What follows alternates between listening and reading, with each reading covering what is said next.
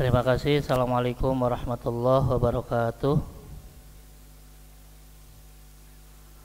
Alhamdulillah wassalatu wassalamu ala Rasulillah wala haula wala quwata illa billah. Ma ba'd. Kepada para jamaah salat maghrib berjamaah Masjid Jami' Al-Panjang, mudah-mudahan senantiasa dimuliakan oleh Allah Subhanahu wa taala. Kajian kita kemarin sudah sampai ke kajian tentang amalan-amalan sunnah, ya, amalan-amalan sunnah sebelum sholat itu udah dibahas kemarin. Namanya pertama azan, lalu iqomat, kemudian pembatas atau sutroh, dan yang keempat berusaha untuk khusyuk. Itu yang kita bahas kemarin, amalan sunnah sebelum sholat. Sekarang kita bahas amalan sunnah di dalam sholat. Ya, amalan sunnah dalam sholat itu ada dua. Namanya sunnah ab'ad yang kemarin tanyakan oleh Pak Imam, ya, senior kita, senior saya lah ya. Dan sunnah hayat. Ya, sunnah ab'ad dan sunnah hayat. Apa itu ab'ad dan hayat dikatakan di sini? Jadi kalau di dalam sholat amalan sunnahnya namanya ab'ad dan hayat. Ya. Lalu dikatakan di sini jumlah amalan-amalan sunnah dalam sholat itu banyak, tapi secara umum dibagi dua, ada sunnah ab'ad dan sunnah hayat. Apa itu ab'ad dan hayat? Ab'ad itu amalan-amalan sunnah di dalam sholat. Jika dikerjakan berpahala, ditinggalkan tidak berdosa, lalu tidak membatalkan sholat. Ya, jadi kalau sunnah ini ditinggal, sholatnya tetap sah, tapi dipaksa sujud sahwi, sujud 2 kali sebelum salam. Itu yang ab'ad. Ya, jadi misalnya tahiyat awal nih, rakaat kedua kita lupa, langsung berdiri, udah nggak usah balik lagi, tetap lanjutin sholatnya, tapi kita sudah meninggalkan sunnah ab'ad, bukan amalan wajib, amalan sunnah. Tapi sebelum salam kita sujud 2 kali, sujud sahwi. Sahwi itu lupa, gitu ya. Sujud sahwinya di akhir sholat menjelang salam. Yang kedua sunnah hayat, mirip sama ab'ad, sama amalan sunnah di dalam sholat, dikerjakan berpahala, ditinggalkan gak dosa, gak batal sholatnya kalau ninggalin sunnah ini, dan gak perlu sujud sahwi. Itu bedanya. Kalau ab'ad dipaksa sujud sahwi, kalau yang hayat tidak usah sujud sahwi. Dipaksanya wajib nggak? Nggak juga. Wah, lupa nih, saya ingatnya pas udah sampai rumah, ya udah, mau diapain?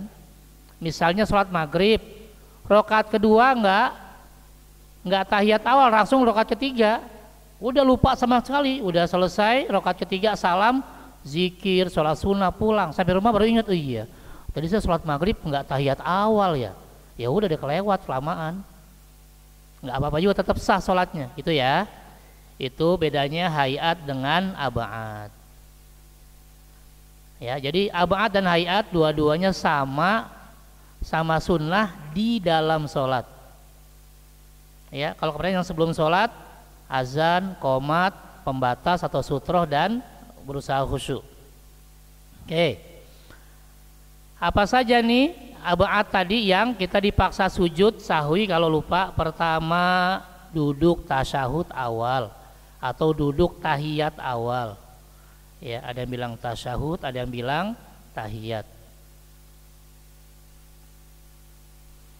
Ya, apa itu? Duduk pada akhir rakaat kedua atau duduk tahiyat awal pada sholat yang 3 rakaat dan 4 rakaat. Ya, karena kalau sholat subuh dalam mazhab Syafi'i duduknya tahiyat akhir. Ya, bukan duduk menjelang salam, bukan tahiyat akhir.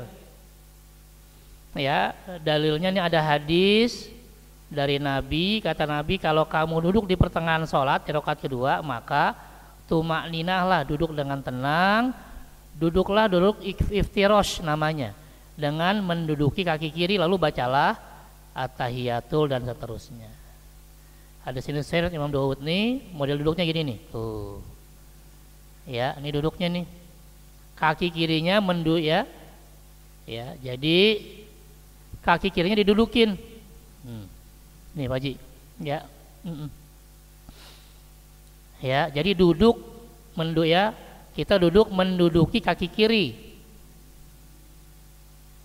Saya udah nggak bisa, dia susah ya udah mau diapain ya nggak bisa.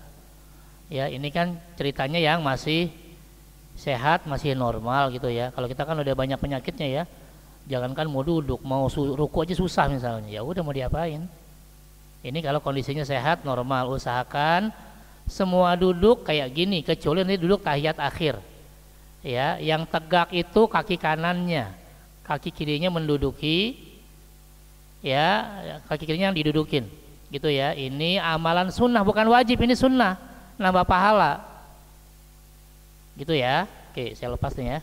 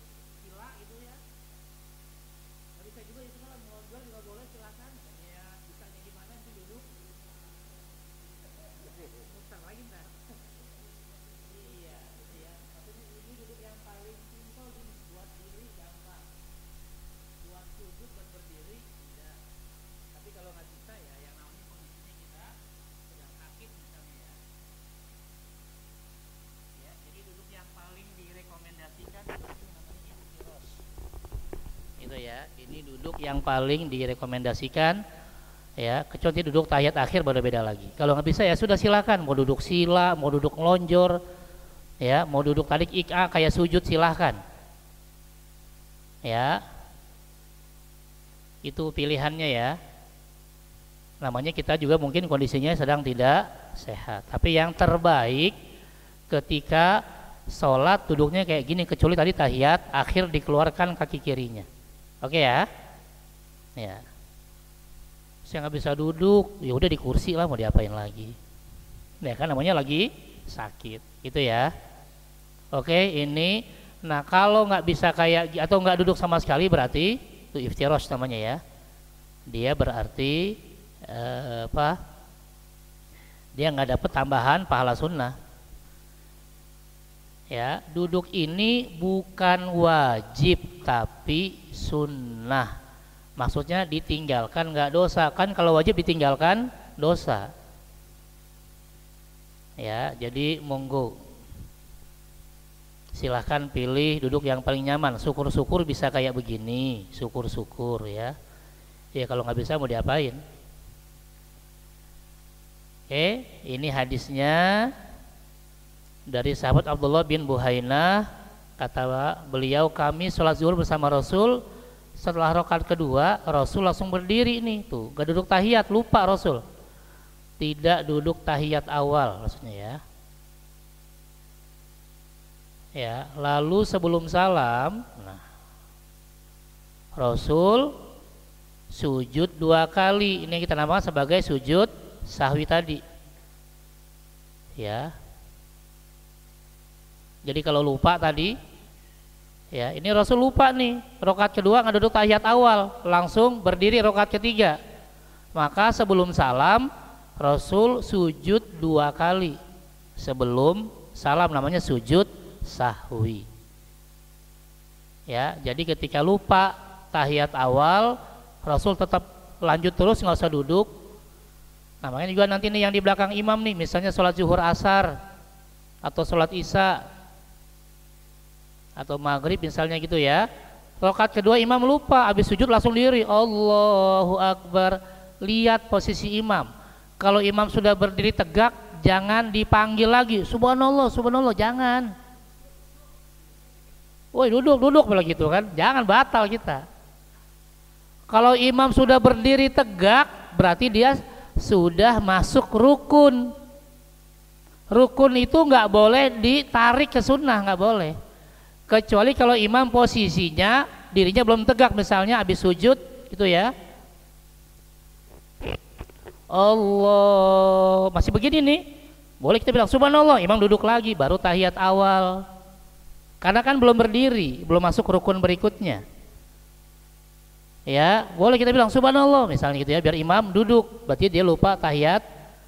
Tapi kalau imam sudah Allahu Akbar, belakang teriak subhanallah, subhanallah, jangan. Kalau imam duduk malah batal, karena dia sudah masuk rukun berikutnya. Rukun itu wajib, nggak boleh ninggalin rukun untuk balik ke yang sunnah, nggak boleh. Ya, jadi kalau kita mau ngasih kode imam, lihat-lihat dulu posisi imam, dia sudah tegak berdiri atau baru proses berdiri.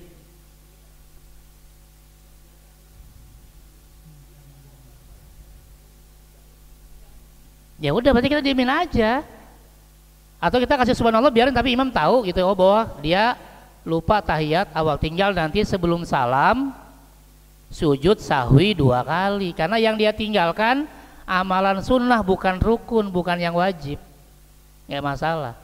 Seandainya imam salam lupa sujud sahwi, kita samperin, Pak Imam tadi lupa tahiyat awal. Oh iya, jadi gimana? Ya sujud sahwi 2 kali, pimpin kita gitu. Nanti ada hadisnya. Ya, selesai sholat, sahabat datang, ya Rasul ada yang begini nih. Ya udah, Rasul langsung sujud 2 kali dan salam lagi, diikuti oleh para sahabat di belakangnya gitu ya. Jadi kalau keburu salam belum sempat sujud, boleh habis salam sujud. Nah, nanti bacaannya ada subhana man la yanamu wala yashu. Ya, saya tulis di mana nih? Di sinilah ya. Tulis apa namanya, bacaannya sujud sahwi subhana man la yanamu wala yashu. Ya, maha suci Allah yang tidak tidur dan tidak lupa. Tinggalan. Iya, ini bacaan sujud sahwi. Kalau manusia tidur, manusia lupa, tapi Allah nggak mungkin tidur, nggak mungkin lupa. Saya lupa bacaan sujud sahwinya, udahlah baca aja bacaan sujud subhana rabbiyal a'la. Saya lupa bacaan sujud juga, yaudah diem aja, udah yang penting sujud. Ya, saya lupa sujud, ya udah mau diapain lagi, udah jauh, udah sampai rumah baru inget. Ya, karena ini juga hukumnya tidak wajib, sujud sahwi hukumnya nggak wajib. Ya, ini bacaan untuk sujud sahwi. Lupa baca bacaan sujud biasa, lupa udah nggak usah baca. Lupa sujud, ya lihat jauh nggak jaraknya. Kalau baru selesai salam ya sujud 2 kali. Kalau udah sampai rumah ya nggak usah. Apalagi sampai pasar, ingatnya kan, masa mau sujud di pasar? Itu ya, ini bacaan sujud sahwi. Duduknya sama, sujud pertama duduknya duduk iftirash kayak tadi, kayak duduk biasa. Ya, yang menduduki kaki kiri. Baru sujud yang kedua, bangun duduk tahiyat akhir. Ya. Oke ya, ini bacaan sujud sahwi. Monggo ada yang lain?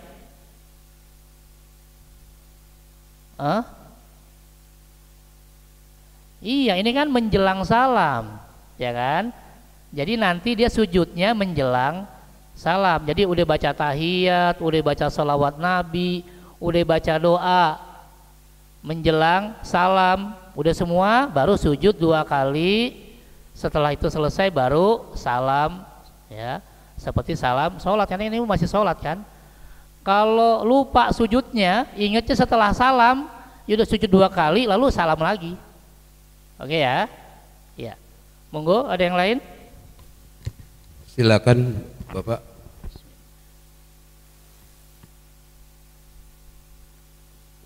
Kalau enggak ada, saya mau nanya satu Pak Ustadz. Ya, monggo. Kemarin itu disampaikan amalan sunat sebelum sholat ya, ada azan, iqamah, dan memasang sutrah ya. Iya, termasuk juga khusyuk gitu. Khusyuk. Nah, apakah khusyuk itu hanya cukup sebelum sholat gitu kan? Kalau bisa, ya ini kan kata sebagian ulama, selama sholat tuh kalau bisa kita khusyuk gitu. Nah ini kan kalau awal saja, berarti apa memang setelah itu kita nggak di ini kan, katakanlah nggak disunahkan khusyuk gitu. Kenapa di situ masuknya di sunnah sebelum sholat gitu? Iya, bukan di itu ya, bukan ketika sholat ya. Iya, jadi memang kenapa di kitab ini kata-kata khusyuk dimasukkan ke sunnah sebelum sholat, maksudnya mempersiapkan. Karena kan bahasanya bagaimana kita semangat untuk sholat, itu kan dimulai sebelum sholat semangatnya ya. Kalau sudah nggak semangat, apalagi malas-malasan, nanti jatuhnya malah jadi orang munafik nanti, ya kan. Karena itulah untuk mencegah kemunafikan, diantaranya kita semangat sholatnya. Ya, ketika di awal semangat, mudah-mudahan semangatnya menular sampai akhir sholat. Itu maksudnya ya. Ini nanti ketika bicara orang munafik kan gini. Ya, wa idza qamu ilas shalah qamu kusala. Ya, ini saya copy terjemahnya, surat 4 An-Nisa ayat 142. Karena kalau kita nggak semangat, nanti dikhawatirkan malah jadi orang munafik.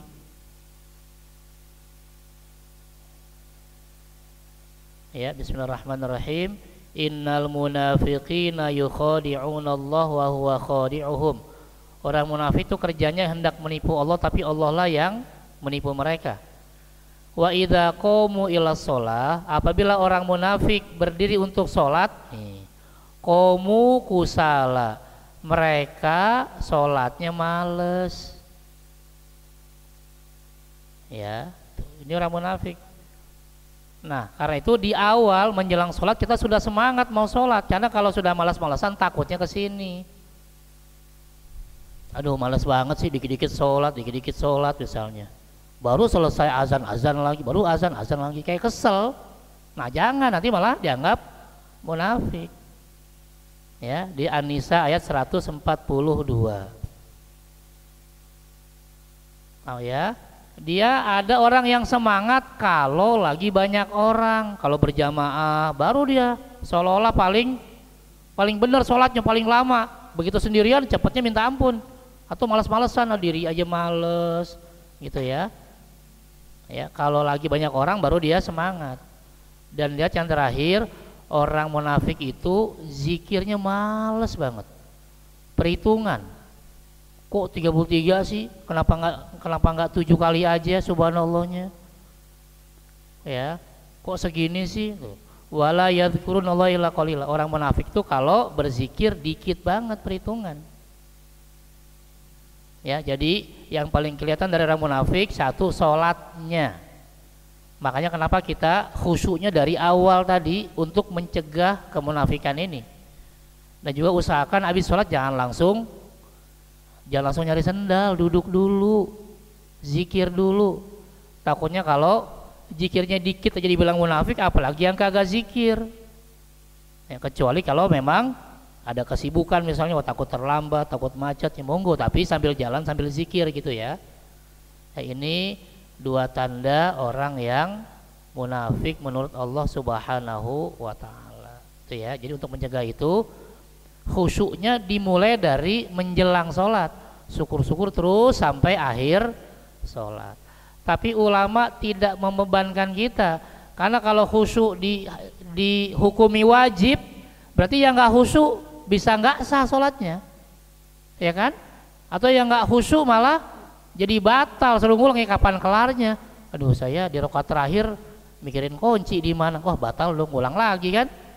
Tapi kalau ini dihukuminya sunnah nggak wajib, ya sudahlah, saya minimal 3 rakaat tadi sholat isya khusyuk, walaupun rakaat terakhir enggak, minimal masih ada 3 rakaat khusyuk gitu.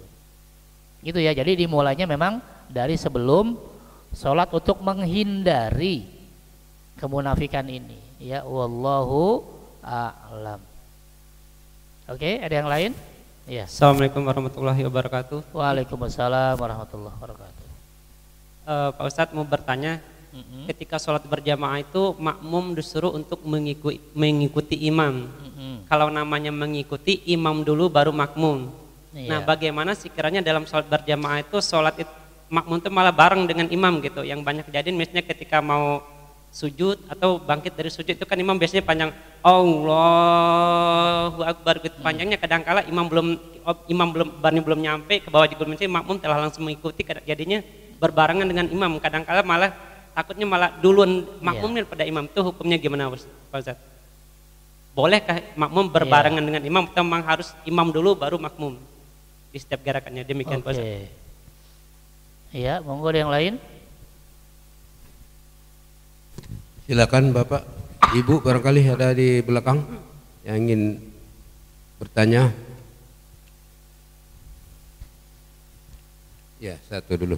Iya, untuk berjamaah ini memang bukan ideal ya. Memang hadisnya jelas, innama ju'ilal imamu liyutamma bi. Sungguh imam itu ditunjuk untuk diikuti, berarti makmumnya belakangan. Kalau makmumnya duluan, sholatnya batal, tidak sah, karena makmum posisinya jadi imam. Ya, jadi kalau justru makmum duluan, berarti makmumnya yang batal. Makmum tuh belakangan, makanya jadi makmum. Gimana biar aman? Kita mulai gerak ketika imam selesai membaca Allahu Akbar, baru kita Allahu Akbar gitu loh, lebih aman. Jangan imam baru Allah, kita udah Allah, jangan nunggu imam selesai baca Sami Allahu liman hamidah, Sami Allahu liman hamidah, Assalamualaikum warahmatullah, Assalamualaikum warahmatullah, baru Assalamualaikum gitu. Jadi kita betul-betul di belakang imam, jangan bareng apalagi mendahului, nggak boleh, malah bisa batal kita sholatnya, karena kita seolah-olah sholat sendirian namanya, atau kita yang jadi imam. Jadi ya jadi imam harus sabar, imamnya lama amat, ya biarin. Kalau mau cepet kita jadi imam, imam bacanya Al-Baqarah, ya udah kita jadi imam, udah baca kayak An-Nas, Al-Falaq, Kulhu. Ya, resiko jadi imam memang nggak bisa milih. Itu ya, jadi tidak boleh berbarengan apalagi mendahului imam. Jadi caranya gimana? Nunggu imam selesai baca Allahu Akbar, baru kita gerak Sami Allahu liman hamidah, baru Sami Allahu liman hamidah. Ya, nggak usah buru-buru, imam belum selesai ngomong udah kita jangan gerak, nunggu imam selesai ngomong. Ya, itu yang paling aman. Kalau imam selesai bicara berarti dia sudah sempurna gerakannya, kita tinggal ngikutin. Kalau kita nggak mau ya udah sholat sendirian atau kita imamnya. Gitu ya. Jadi malah takutnya tidak sah nanti sholatnya, karena justru kita yang jadi imam kalau mendahului imam. Ya, wallahu a'lam. Oke, kita lanjut. Ya. Jadi duduk tahiyat awal, ya, jika Duduk tahiyat awal hukumnya wajib, berarti harus dilakukan dan tidak bisa diganti dengan sujud sahwi. Tapi tadi hadis Nabi pernah lupa tahiyat awal terus diganti sujud sahwi, berarti tahiyat awal bukan perkara yang wajib. Oke ya. Lalu yang kedua, setelah duduk tahiyat awal maka sunnah berikutnya membaca tahiyat awal. Apa tuh bacaannya? Ada yang bacanya at-tahiyatulillah was-sholawatu wat-thayyibat, ada yang membaca at-tahiyatul mubarakatus sholawatut thayyibatulillah, ada. Memang ada dua pilihan, silahkan pilih yang mana. Sampai mana? Sampai wa anna muhammadar rasulullah atau wa anna muhammadan abdullah wa rasuluh atau wa anna muhammadan abduhu wa rasuluh. Ya, ujungnya ada tiga pilihan. Ada wa anna muhammadan rasulullah, wa anna muhammadan abdullah wa rasuluh, wa anna muhammadan abduhu wa rasuluh, atau intinya sampai baca syahadat. Itulah ujung dari tahiyat. Ya. Tapi gimana kalau saya nggak baca tahiyat? Ya kalau tahiyat awal itu hukumnya sunnah, ya tetap sah sholatnya, tapi nanti diganti dengan sujud 2 kali menjelang salam. Ya ini hadisnya ya, ada dari Ibnu Abbas hadisnya dengan bacaan at-tahiyatul mubarakatus salawatut thayyibatulillah.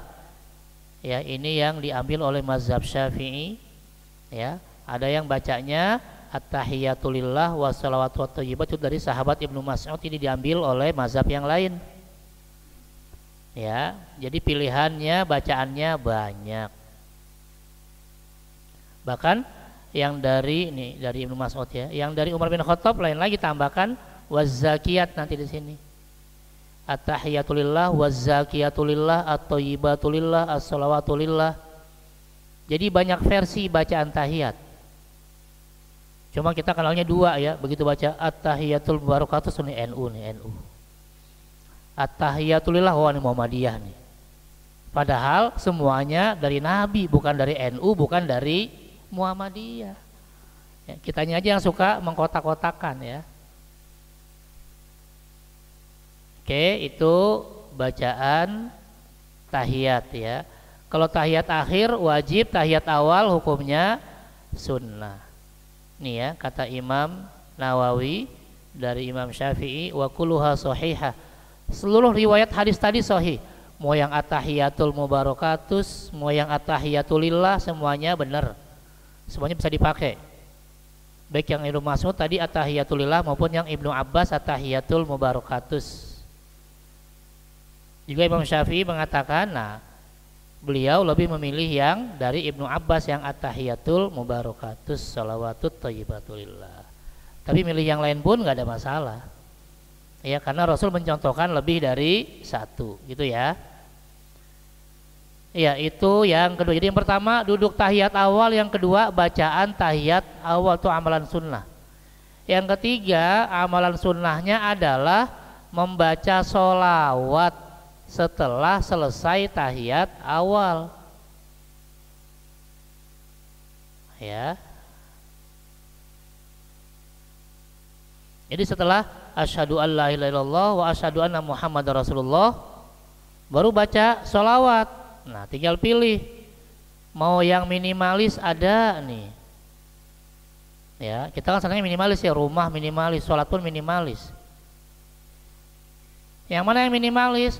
Allahumma sholli ala Muhammad atau Allahumma sholli ala Sayyidina Muhammad atau sallallahu ala Muhammad atau sallallahu ala Sayyidina Muhammad. Udah Allahu Akbar, tinggal diri rakaat ketiga sah.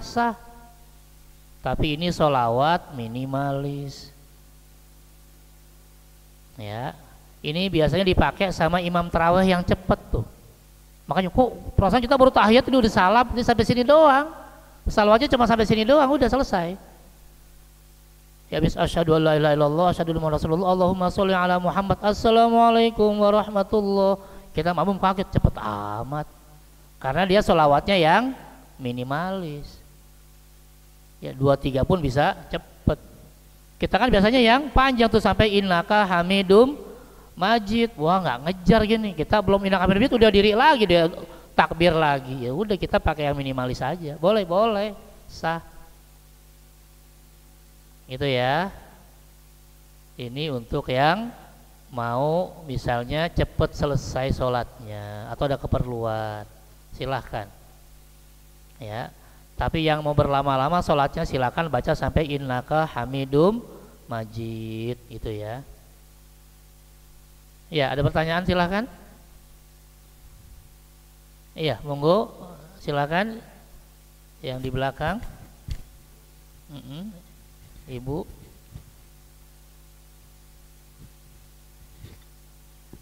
Assalamualaikum warahmatullahi wabarakatuh. Waalaikumsalam warahmatullahi wabarakatuh. Mohon penjelasan Pak Ustadz, bagaimana seperti tadi Pak Ustadz bilang untuk duduk, untuk yang tidak memungkinkan itu bisa duduk bagaimana saja, itu tidak membatalkan sholat. Nah, bagaimana dengan kondisi bila seseorang itu kesulitan untuk berdiri sehingga berdirinya untuk sholat itu tidak sempurna, apakah itu mengurangi syarat sah sholat? Mohon penjelasan. Assalamualaikum warahmatullahi wabarakatuh. Waalaikumsalam warahmatullahi wabarakatuh. Iya, monggo.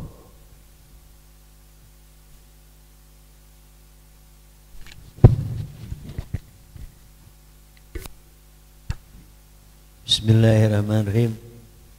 Assalamualaikum warahmatullahi wabarakatuh. Assalamualaikum warahmatullahi wabarakatuh. Mohon izin Ustaz. Ya. Ada suatu gaya ya atau suatu atau kebiasaan ya bahwa dalam membaca 88 itu ada kalanya seperti apa namanya, pemendekan ayat-ayat cukup baca subhanallah, karena imam itu begitu cepat akhirnya makmum subhanallah aja, atau dalam hal-hal tertentu subhanallah itu syah enggak itu? Okay. Hanya pemendekan baca-baca khusus itu, contohnya kalau dalam tarawih lah gitu ya, itu contohnya. Demikian, terima kasih. Assalamualaikum warahmatullahi wabarakatuh. Waalaikumsalam warahmatullahi wabarakatuh. Nambahin Ustaz. Iya. Mengenai sujud. Sujud itu ada 7 bagian yang harus menambal ke lantai tempat sujud. Namun ada kalanya sikut itu nempel di lutut. Jadi enggak terangkat gitu. Kira-kira menurut pendapat Ustadz, mohon penjelasannya. Makasih Tat. Iya. Dalam posisi sujud gitu ya. Oke. Iya. Iya, monggo, ada lagi? Silakan, ada lagi Bapak.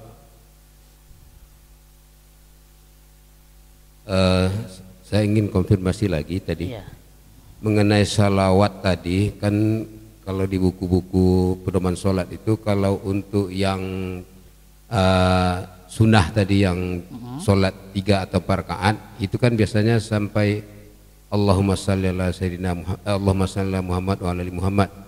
Jadi setelah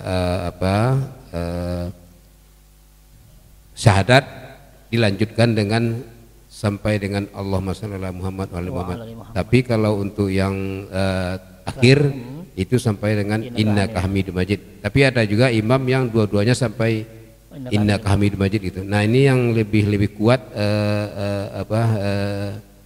hadisnya yang mana gitu. Itu saya. Gimana kalau berdiri nggak sempurna, apakah membatalkan sholat? Tidak ya. Yang penting dilihat kondisinya, kenapa nggak sempurnanya. Kalau kondisinya sehat, maka usahakan berdiri sempurna, tegak. Tapi juga nggak usah tegak kayak orang mau baris, nggak usah. Tegak biasa aja. Tapi kalau kondisinya lagi sakit, tapi masih mampu berdiri, maka diusahakan berdiri. Ya, jika sakit tapi mampu berdiri, ya usahakan berdiri. Walaupun adalah ya satu bersandar ke tembok misalnya,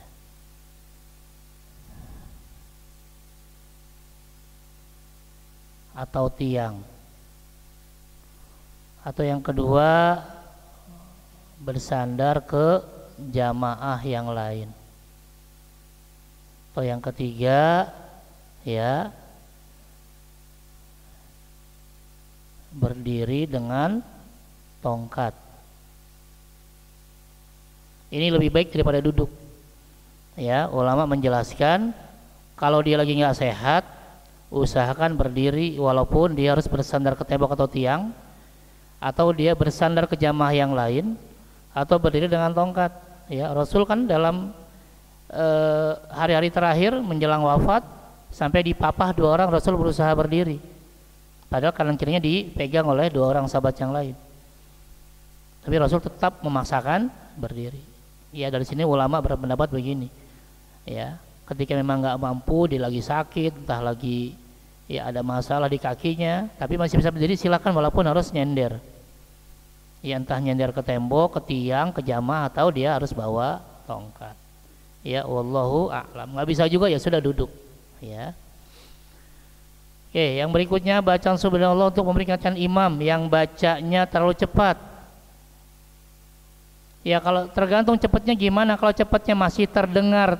Jadi gini ya, bacaan Quran itu yang penting ya. Selama bacaan Quran ya sesuai dengan kaidah tajwid ya, ini justru tidak apa-apa, berarti tidak ada masalah ya. Misalnya ada yang bacanya santai, Bismillahirrahmanirrahim, Alhamdulillahi Rabbil Alamin, lama. Ada yang Bismillahirrahmanirrahim, Alhamdulillahi Rabbil Alamin, sedang. Ada yang Bismillahirrahmanirrahim, Alhamdulillahi Rabbil Alamin, Ar-Rahmanirrahim, Maliki Yaumiddin. Cepat tapi masih tajwidnya masih dapat, panjang pendeknya masih oke. Jangan disalahkan. Tapi kalau bacanya panjang pendeknya nggak kedengeran, dolin, nah, itu jangan, itu baru salah. Ya. Jadi walaupun bacanya cepat tapi tajwidnya masih dapat, panjang pendeknya masih oke, gunah enggaknya masih oke, nggak ada masalah, ya udah biarkan saja. Gitu ya. Jadi jangan gampang menyalahkan bacaan orang, takutnya justru nanti kita yang salah takutnya. Ya.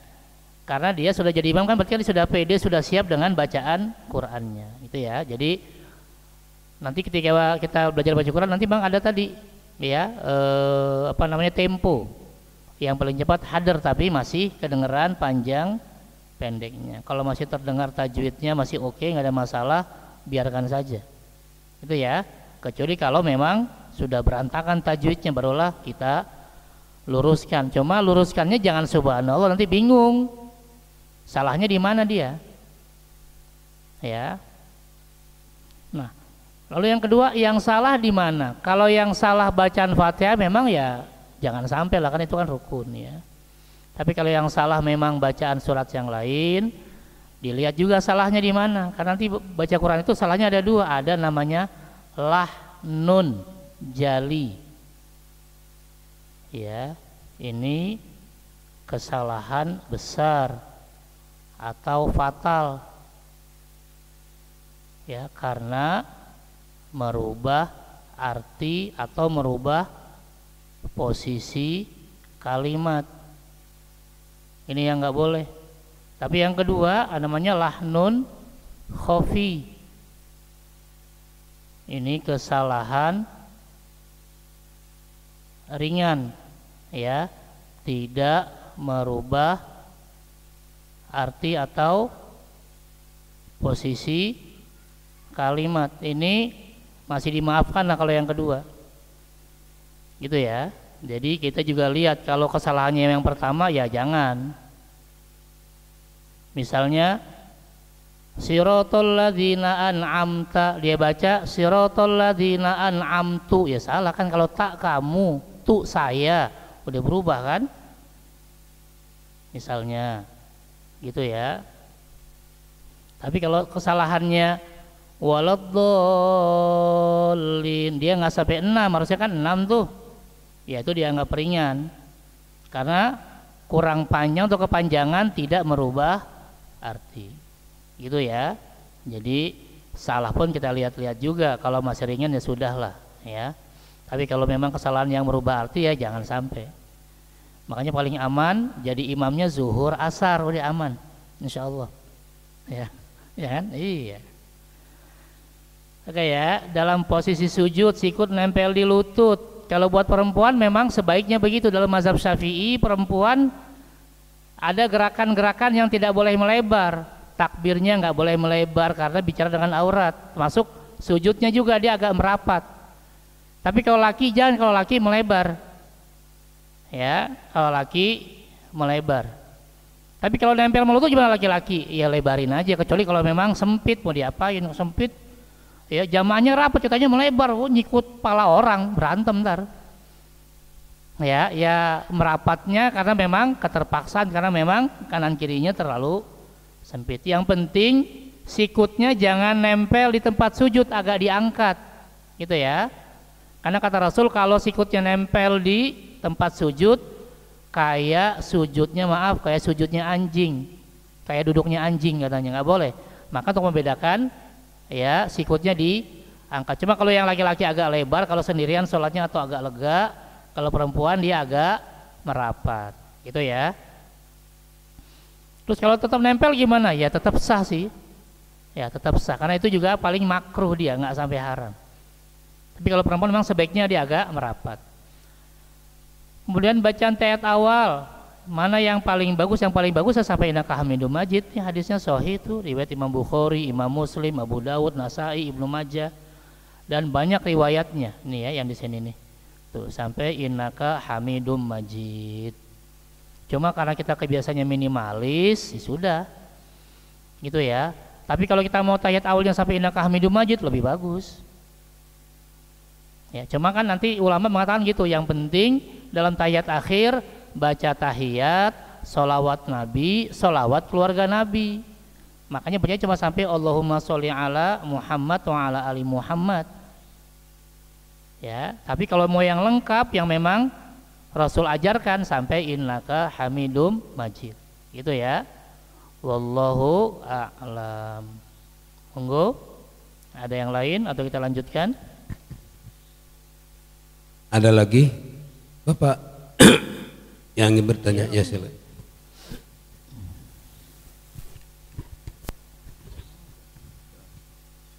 Assalamualaikum warahmatullahi wabarakatuh, Pak Ustadz. Waalaikumsalam warahmatullahi wabarakatuh. Pak Ustadz, kalau sholat khusyuk itu kan harus tahu artinya ya kan.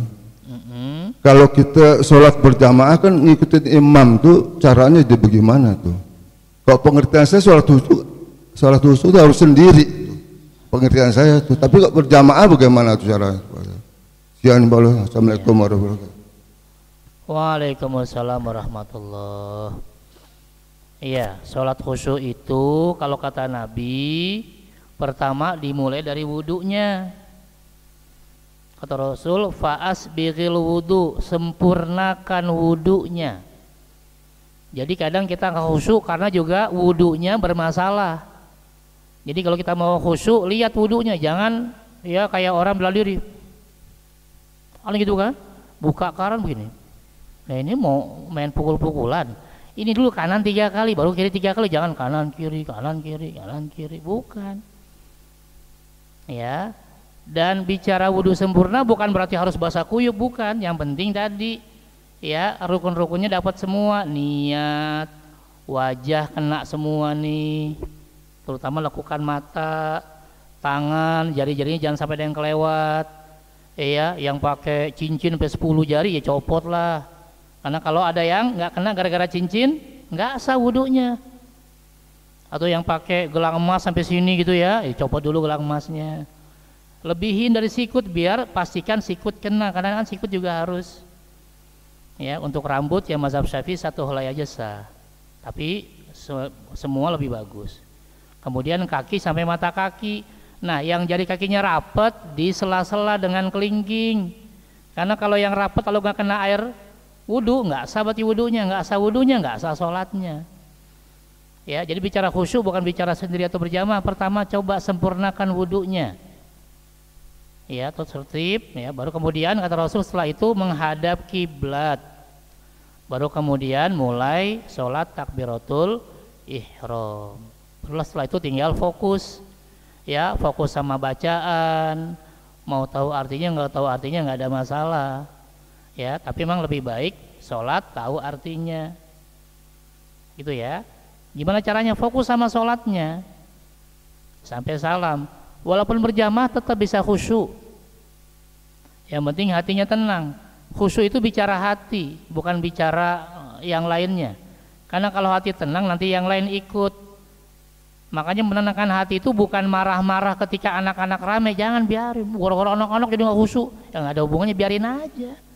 Anak-anak memang dunianya dunia main, ya kan? Mungkin anak-anak sekarang sama kita dulu, parahan kita dulu, badungnya di masjid, ya kan? Anak paling cuma lari-lari doang, udah. Kita mungkin lebih dari itu dulu. Bukan kita, saya apalagi dulu kan, yang gangguin lah, yang apa, udah macam-macam saya kerjain dulu. Maka saya kalau anak kecil macam-macam udahlah lebih parah saya gitu. Ya, tetap kita bisa khusyuk ikutin imam, dengerin bacaan imam, fokus sama bacaan kita. Baik kita paham nggak paham, insya Allah tetap khusyuk. Ya, selama kita nggak berpikir di luar sholat, itu tetap dianggap khusyuk. Yang penting tadi ya, wudunya perbaiki, kemudian ngikutin sholat, ikuti imam ya, jangan mendahului imam, ikuti imam sampai akhir, insya Allah kita tetap sudah dianggap khusyuk. Itu ya. Oke, ya sendiri lebih bagus, terutama tadi kalau sholatnya sholat tahajud, misalnya sholat sunnah, monggo, gitu ya. Tapi tetap sesuai dengan kemampuan ya. Kadang enggak saya pengen ikutin Rasul, ya nggak kuat juga. Rasul kan kalau baca Al-Baqarah 1 rakaat ya. Kita Al-Baqarah aja sebulan belum tentu hatam kan. Iya, padahal duduk. Gitu ya, semampu kita. Yang penting itu tadi ya, wudu, kemudian fokus sama sholatnya, jangan mikirin yang lain, tenangkan hatinya ketika sholat sampai salam, insya Allah ya kita bisa khusyuk. Oke ya, cukup aja ya. Ya, saya kembali terima kasih. Assalamualaikum warahmatullahi wabarakatuh.